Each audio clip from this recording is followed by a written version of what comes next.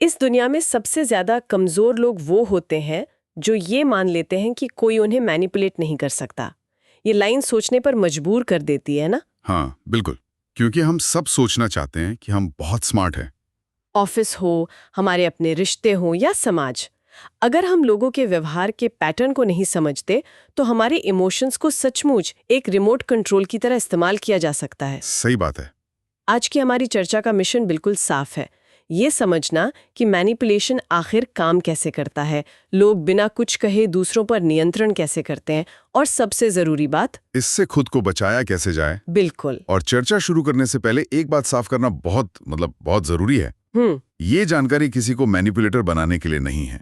इसका मकसद किसी को नुकसान पहुंचाना या उसका शोषण करना बिल्कुल नहीं है। नहीं। इसका सिर्फ एक ही उद्देश्य है, आत्म जागरूकता यानी सेल्फ अवेयरनेस और भावनात्मक बुद्धिमत्ता, इमोशनल इंटेलिजेंस। हाँ, और आत्मनियंत्रण। क्योंकि जो इंसान मैनिपुलेशन के दांव पेच को समझता है वही उसका शिकार होने से बच सकता है। जागरूकता ही असली ताकत है। तो चलिए इसी जागरूकता की पहली परत हटाते हैं। मैनिपुलेशन की सबसे बुनियादी परिभाषा क्या है? सुनने में बहुत बड़ा शब्द लगता है ना? हाँ बिल्कुल। पर असल में ये हमारे आसपास हर रोज होता है। रोज। इसका मतलब है लोगों के फैसलों को अप्रत्यक्ष रूप से, बिना उन्हें एहसास दिलाए प्रभावित करना। जैसे वो ऑफिस का सहकर्मी जो आपके पास आता है और कहता है, यार ये प्रेजेंटेशन बहुत जरूरी है, और सच कहूं तो पूरी टीम में तुम ही बेस्ट हो, बस तुम ही इसे संभाल सकते हो। हाँ, ये तो क्लासिक उदाहरण है। सुनने में तो ये तारीफ लग रही है। हाँ, लेकिन ये तारीफ एक हुक की तरह है। इसके पीछे का मनोविज्ञान बहुत दिलचस्प है। अच्छा? इंसान प्रशंसा का भूखा होता है। हम सब चाहते हैं कि लोग हमें काबिल समझें, हमारी तारीफ करें। सही बात है। जब किसी के अहंकार को इस तरह सहलाया जाता है, जिसे ईगो स्ट्रोक कहते हैं, तो हमारा जो तर्क है वो अक्सर काम करना बंद कर देता है। हम उस तारीफ में इतना खो जाते हैं कि ये नहीं देख पाते कि उसके बदले में हमसे क्या मांगा जा रहा है। तो यहाँ पर कोई नियम है, कोई रेड फ्लैग? हाँ, एक बुनियादी नियम याद रखना चाहिए। जहां भी भावनाओं को, चाहे वो तारीफ हो या डर, बहुत ज्यादा जोर देकर कोई बात मनवाने की कोशिश हो रही हो, वहां रुक कर सोचना चाहिए। बिल्कुल, वहां रुककर सोचने की जरूरत है। वो एक रेड फ्लैग हो सकता है। ये ईगो स्ट्रोक वाली बात दिलचस्प है, और ये हमें सीधे हमारे अगले मुद्दे पर ले जाती है, भावनात्मक कमजोरियां। Emotional weak points. हाँ, मतलब ये कि हर इंसान के कुछ भावनात्मक बटन होते हैं। डर, अपराध बोध यानी गिल्ट, मान्यता पाने की चाह। हाँ, वैलिडेशन, और अकेलापन। मैनिपुलेटर इन्हीं बटनों को ढूंढकर दबाते हैं। बिल्कुल। जैसे एक रिश्ते में पार्टनर का ये कहना, अगर तुम मुझसे सच में प्यार करते हो तो तुम मेरे लिए ये तो करोगे ही। उफ, ये प्यार नहीं, ये एक भावनात्मक जाल है। इसके पीछे का मनोविज्ञान है खोने का डर, फियर ऑफ लॉस। हाँ, ये नियंत्रण का सबसे मजबूत साधन है। सामने वाले को यह महसूस कराया जाता है कि अगर उसने बात नहीं मानी तो वो प्यार या उस रिश्ते को खो देगा। ये तो एक तरह का इमोशनल ब्लैकमेल हुआ। वही है। और यहाँ एक सीधी सी बात समझनी होगी, जो भी किसी को भावनात्मक रूप से इस तरह कोने में धकेलता है वो उसकी परवाह नहीं कर रहा, वो उसे कंट्रोल करने की कोशिश कर रहा है। बिल्कुल। एक स्वस्थ रिश्ते में आपकी ना का सम्मान किया जाता है, उसे प्यार के खिलाफ सबूत की तरह इस्तेमाल नहीं किया जाता। ये बहुत बड़ा फर्क है परवाह और नियंत्रण के बीच का। तो जब कोई हमारी तारीफ नहीं कर रहा या हमें कुछ खोने का डर नहीं दिखा रहा, तब वो और क्या इस्तेमाल कर सकता है? बहुत कुछ। मैंने सुना है कि कभी-कभी कुछ न कहना भी एक बहुत बड़ी तकनीक हो सकती है। हाँ, चुप्पी की शक्ति। ये पावर ऑफ साइलेंस क्या है? हमें तो लगता है कि जो ज्यादा बोलता है वो ज्यादा कॉन्फिडेंट होता है। और यही तो सबसे बड़ी गलतफहमी है। ज्यादा बोलना असल में अक्सर घबराहट या कमजोरी की निशानी होता है। अच्छा। सोचिए, एक इंटरव्यू में एक उम्मीदवार है जो हर सवाल के जवाब में जरूरत से ज्यादा बोल रहा है, हर खाली जगह को भरने की कोशिश कर रहा है। हाँ, अपनी हर बात को सही साबित करने में लगा है। और दूसरी तरफ वो उम्मीदवार है जो सवाल सुनता है, 2 पल शांत रहता है, सोचता है और फिर नपातुला जवाब देता है। जाहिर है दूसरा वाला ज्यादा शक्तिशाली लगेगा। बिल्कुल। लेकिन ये चुप्पी काम कैसे करती है? ये सामने वाले को असहज क्यों कर देती है? जो बात यहाँ फैसिनेट करती है वो है इसके पीछे का मनोविज्ञान।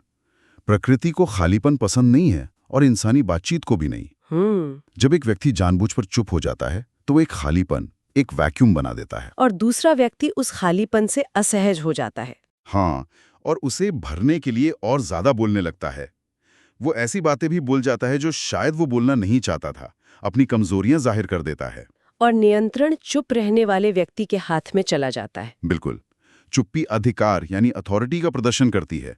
ये कहती है, मैं तुम्हारे शब्दों से प्रभावित नहीं हूं और मैं तभी बोलूंगा जब मुझे जरूरी लगेगा। मतलब हर बात का तुरंत जवाब देना जरूरी नहीं, कभी-कभी सबसे ताकतवर जवाब चुप्पी ही होती है। सही। चुप्पी से ही जुड़ी हुई एक और तकनीक है जिसका इस्तेमाल शायद हम सबने अपनी जिंदगी में महसूस किया है, अपराध बोध का इस्तेमाल। Guilt manipulation. हाँ, ये क्लासिक लाइन तो सबने कहीं ना कहीं सुनी होगी, मैं तुम्हारे लिए इतना कुछ करता करती हूँ और तुम एक छोटा सा काम नहीं कर सकते। हाँ, ये एक क्लासिक इमोशनल हथियार है। मुझे याद है बचपन में मेरी माँ कहती थी, क्या? मैंने तुम्हारे लिए इतने पराठे बनाए हैं और तुम अपना कमरा भी साफ नहीं कर सकते। ये एक हल्का पुल्का उदाहरण है, लेकिन इसका मनोविज्ञान बहुत गहरा है। अपराधबोध या गिल्ट एक सर्वाइवल इमोशन है। ये हमें सामाजिक समूह में एक दूसरे का ख्याल रखने में मदद करता है। लेकिन मैनिपुलेटर्स इसी प्राकृतिक भावना का दुरुपयोग करते हैं। वो आपकी मदद इसलिए नहीं करते कि वे करना चाहते हैं, बल्कि इसलिए करते हैं ताकि वे बाद में उसे आपके खिलाफ इस्तेमाल कर सकें। तो फिर कृतज्ञता और इस तरह की बाध्यता में फर्क कैसे करें? क्योंकि किसी ने हमारी मदद की है तो हमें आभारी तो होना ही चाहिए। ये एक बहुत बड़ा सवाल है और इसका जवाब जानना जरूरी है। कृतज्ञता यानी ग्रैटिट्यूड, और बाध्यता ऑब्लिगेशन, हाँ, इनके बीच एक महीन सी रेखा है। फर्क नियत का है।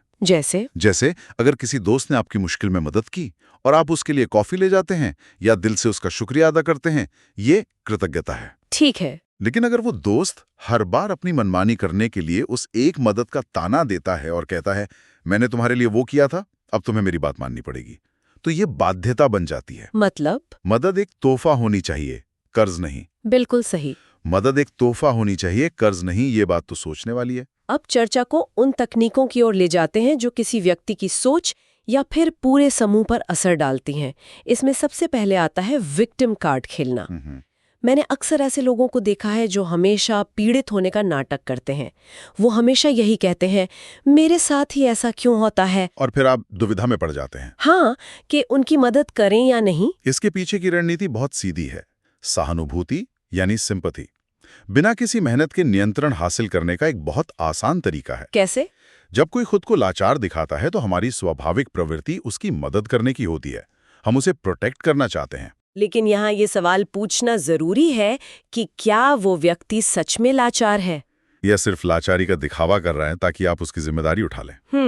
यहाँ एक कड़वी लेकिन जरूरी सीख ये है कि हर रोती हुई आवाज सच नहीं होती। हमें असली पीड़ित और पेशेवर पीड़ित के बीच का फर्क समझना होगा। और व्यक्तिगत स्तर से आगे बढ़कर जब हम समूह की बात करते हैं तो सोशल प्रूफ और भीड़ मनोविज्ञान सामने आता है। Crowd psychology. हाँ, ये वो मानसिकता है जहां लोग सोचते हैं अगर सब कर रहे हैं तो सही ही होगा। भारतीय संदर्भ में हम इसे ट्रेंडिंग ओपिनियन, सोशल मीडिया पर किसी के खिलाफ वायरल गुस्सा और भेड़ चाल में हर रोज देखते हैं।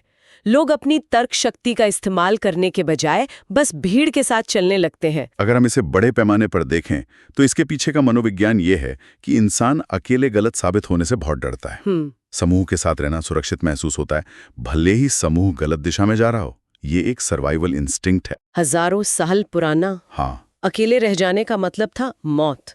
लेकिन आज के दौर में हमें ये याद रखना होगा कि सच अक्सर भीड़ के खिलाफ होता है। जैसे गैलीलियो का उदाहरण। बिल्कुल। गैलीलियो जब अकेले कह रहे थे कि धरती घूमती है तो पूरी भीड़ उनके खिलाफ थी। कोई भी विचार सिर्फ इसलिए सही नहीं हो जाता क्योंकि ज्यादातर लोग उसे मान रहे हैं। लेकिन क्या ये हमेशा बुरा होता है? कभी कभी भीड़ की राय हमें सही फैसला लेने में मदद भी तो करती है। जैसे कौन सा रेस्टोरेंट अच्छा है। आपका सवाल बिल्कुल सही है। सोशल प्रूफ अपने आप में बुरा नहीं है। ये एक क्या कहते हैं, मानसिक शॉर्टकट है। ठीक है। लेकिन जब इसका इस्तेमाल आपकी सोच को नियंत्रित करने के लिए किया जाता है तब ये खतरनाक हो जाता है। जब कोई कहे, अरे सब लोग ये कर रहे हैं, तुम क्यों नहीं कर रहे? तब वहां रुक कर पूछना चाहिए, क्या ये मेरे लिए सही है?